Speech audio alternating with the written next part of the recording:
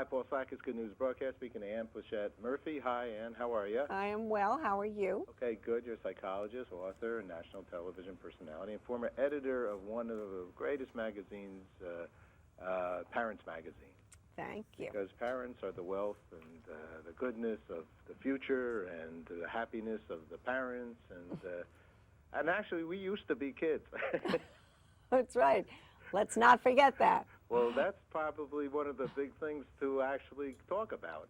Do we forget that we were kids?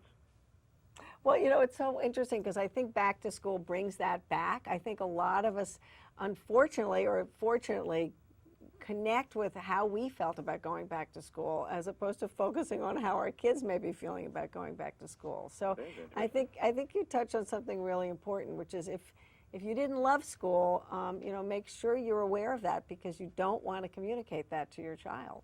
Interesting. That's very interesting. So in other words, don't put your own experiences on your child. Right. Let your child be who they are as they are by themselves. Right, and right. work from there. Yeah, I mean, also, first of all, if you've had positive experiences at school, it's great to talk about when you were a kid. Again, particularly if your child isn't so happy about going back to school, you can tell them a story about some time when you were really scared, or maybe you went back to school, you were going to a new school, and there was somebody there who was even more scared than you were. So things like that can really help kids get off to a good start. But is one of the keys, though, then, is that you said talk to. I did a show called Captain Kangaroo, and at the end of it, the captain said, spend time with your children. Yes. Is that the key? One of the keys? Really key. And I think that one of the things that a lot of parents tell me is that they feel they have no time with their kids or they have no time for their spouse. And I have to say that, you know, the only way to combat that is to get that family calendar out and really put on the calendar all of the commitments that you have. And then in blue ink, you know, you have to ink in time with the kids and time with one another, because if it's not something that's really indelible, unfortunately, it's going to be the first thing that gets erased and pushed off to the side. And as you're saying, this is something that all children need, and certainly families need it, couples need it, and if we don't get it on the calendar, it's not going to happen. Okay.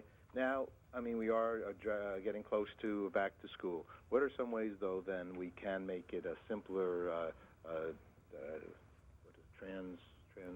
transition? Yes, a simpler trans.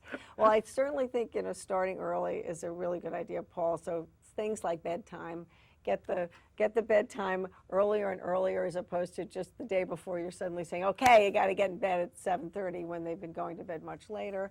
I think, you know, the other thing is to, you know, build into your family time some time for sort of a family hour where people can do what they need to do, whether it's homework or pay bills, but it's part of the routine, as opposed to having to fight with your child about when they're going to do their homework. This is the time we do it. I mean, I think that's something someone shared with me a long time ago, and it saved my life in terms of getting my kids to hunker down and hit the books.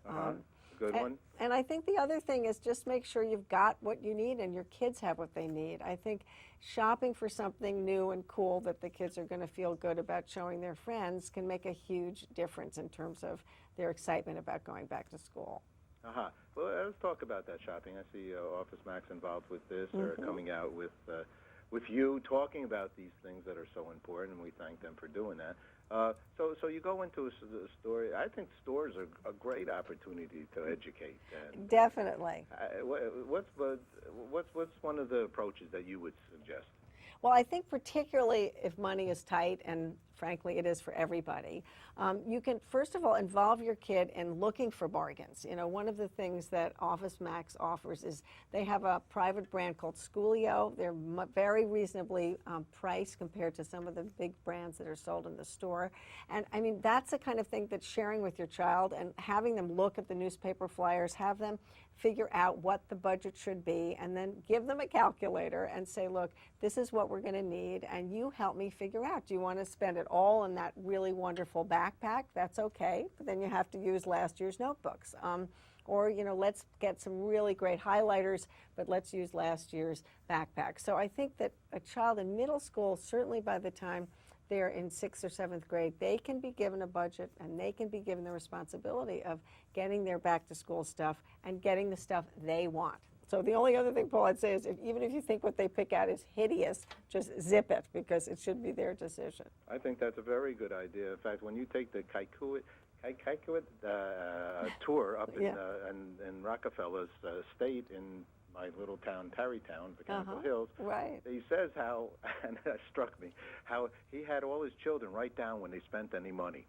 Okay, right. To keep, you know, aware. I mean, I wish I was doing that myself right now. But right, exactly. I wish my children had started that a long time ago.